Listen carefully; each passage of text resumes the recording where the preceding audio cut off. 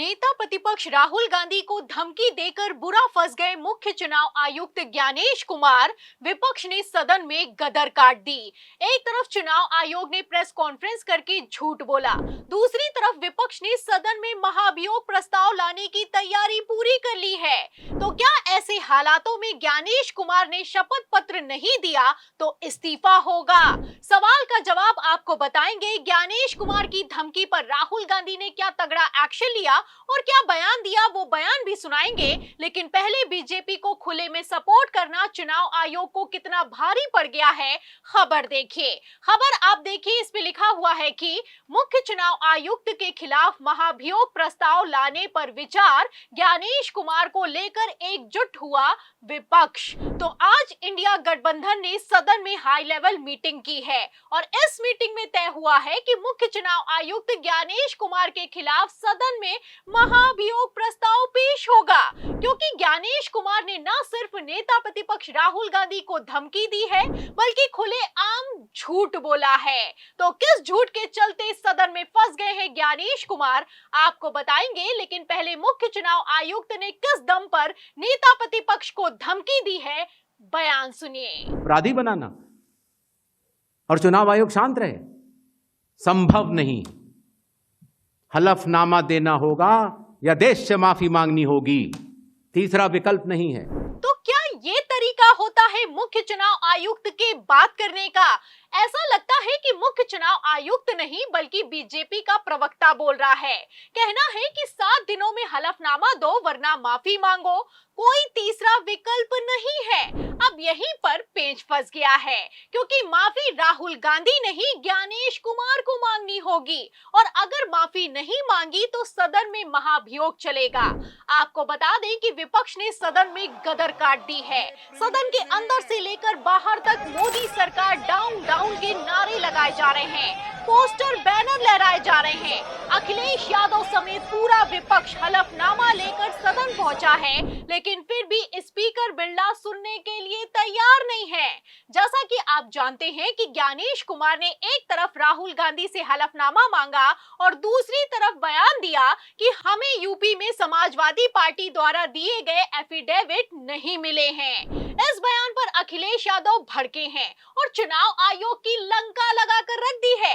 आपको बता दें कि अखिलेश यादव ने एफिडेविट की कॉपी सहित चुनाव आयोग की रसीद को सोशल मीडिया पर शेयर किया है। अखिलेश यादव ने लिखा है कि हमें डिजिटल रसीद दी गई है और ये रसीद बताती है कि विधानसभा चुनाव 2022 में 18,000 वोट चोरी के हलफनामे दाखिल किए गए थे, लेकिन फिर भी चुनाव आयोग ने किसी तरह का कोई एक्शन नहीं लिया। खेल समझिए, चुनाव आयोग ने कहा कि राहुल गांधी जब तक हलफनामा नहीं देंगे तब तक कोई एक्शन नहीं होगा। इस पर अखिलेश यादव बोले कि हमने तो वोट चोरी का हलफनामा दिया था, लेकिन फिर भी 2022 विधानसभा चुनावों में कोई एक्शन क्यों नहीं हुआ? इस सवाल के जवाब में ज्ञानेश कुमार ने अपनी प्रेस कॉन्फ्रेंस में झूठ बोल दिया और झूठ बोलते हुए पत्रकार के सवाल पर सारी की सारी मर्यादा पार करते हुए मुख्य चुनाव आयुक्त बोले कि हमें तो किसी तरह का कोई हलफनामा मिला ही नहीं है। अब यहीं पर चुनाव आयोग फंस गया है और चोरी पकड़ी गई है, क्योंकि जब भी कोई हलफनामा दाखिल होता है तो चुनाव आयोग की तरफ से एक रसीद जारी की जाती है और उसी रसीद को अखिलेश यादव ने शेयर किया तो चुनाव आयोग रंगे हाथों पकड़ा गया है।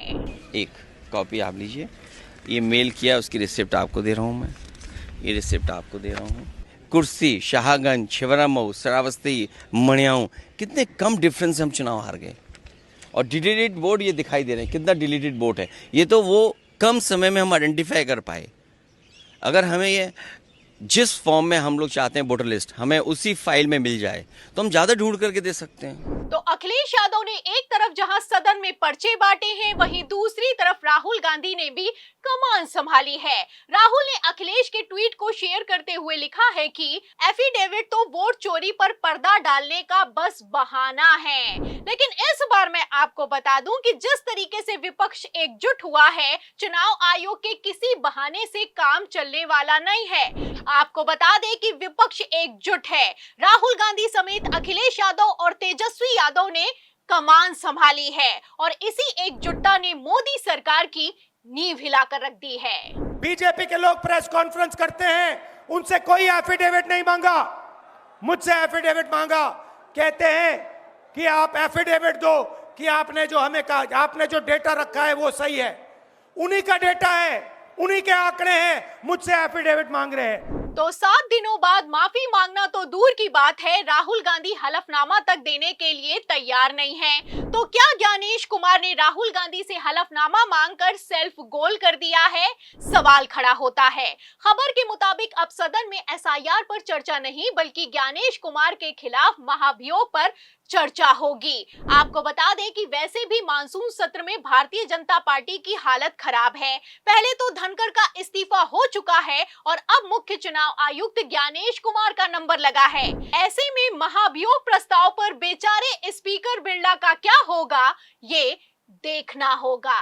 चेतावनी दे रहा हूं कि किसी भी माननीय सदस्य को ये प्रिविलेज नहीं है कि वह सरकारी संपत्ति को तोड़ने का प्रयास करे। अगर आपने सरकारी संपत्ति को तोड़ने का प्रयास किया तो मुझे कुछ निर्णायक फैसले करने पड़ेंगे और देश की जनता आपको देखेगी।